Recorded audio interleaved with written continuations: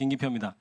장관님 방금 동료 의원께서 이게 특검에서 그 법무부의 파견 검사를 요청했는데 그것을 마치 대통령실에서 의견을 주어서 일부는 파견을 하고 일부는 파견하지 않았다는 취지로 주장했는데 그것이 확인된 사실인지는 잘 모르겠습니다만은 검찰청법 34조에 보면 검사 임명과 보직은 법무부 장관의 제청으로 누가 합니까?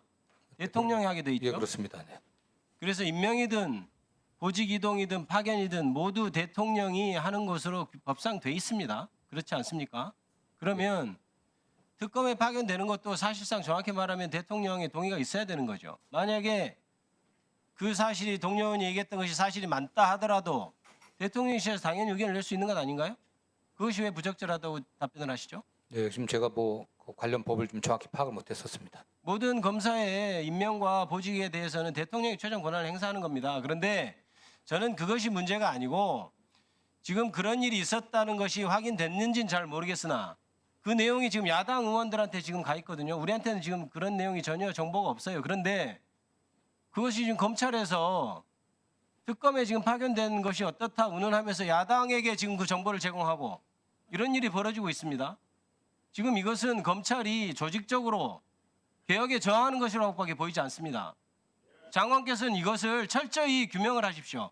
어떻게 돼서 야당 의원들한테 그 얘기가 들어갔고 어떻게 해서 그래서 야당 의원이 그 자료를 내놓으라고 하는지 그다음에 그걸 가지고 마치 특검의 수사가 공정하지 않다는 프레임으로 작용하게 했는지에 대해서는 장관 후보자께서 장관이 되신다면 이걸 규명해야 될 얘기인 것 같아요. 이렇게 하나하나의 이런 부적절한 행동들이 저항이 되는 것이고 그래서 국민들이 염원하는 검찰개혁이 좌초하게 되는 것입니다. 이거 함부로 좌시해서는 안 되는 일이라고 저는 생각합니다. 분명히 확인해 보십시오.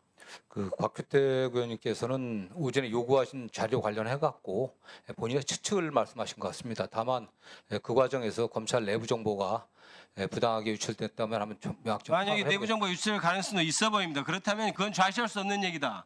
그렇다면 장관께서는 그 부분에서 분명히 규명을 해봐야 될 것이라고 생각을 합니다. 그리고 동료 의원께서 아까 검찰의 인사권을 제한하면 되지 검찰 개혁을 왜 하느냐 이렇게 얘기를 하는 얘기를 들었어요. 저는 어이가 없습니다.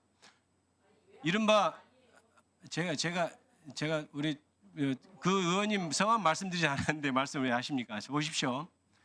민주당 계열의 정부에서 그동안 검찰에 대해서 검찰에 의존하지 않는다고 해서 오히려 검찰에 대해서 놔뒀어요.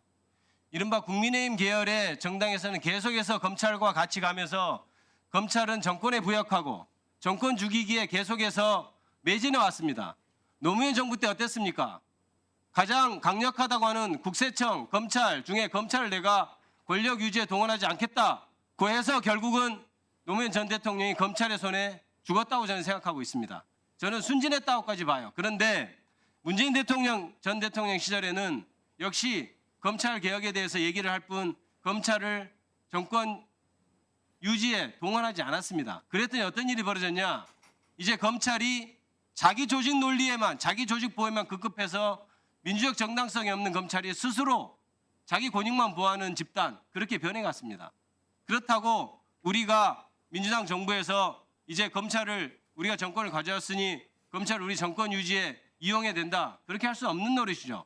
우리는 국민의힘과는 다르기 때문입니다. 예. 우리가 만약에 정권을 잡은 입장에서 검찰을 이용하려면 검찰 개혁을 왜 하겠습니까? 그렇게 강력한 군인과 같은 그런 말 잘 듣는 최정의 검찰이 있다면 당연히 개혁 안고 가야겠죠. 그러나 우리 민주당 정부에서는 국민들의 권익, 국민들의 이익, 그다음에 검찰이 정말 민주화돼야 된다는 사명감 때문에 검찰 개혁을 운운하는 겁니다.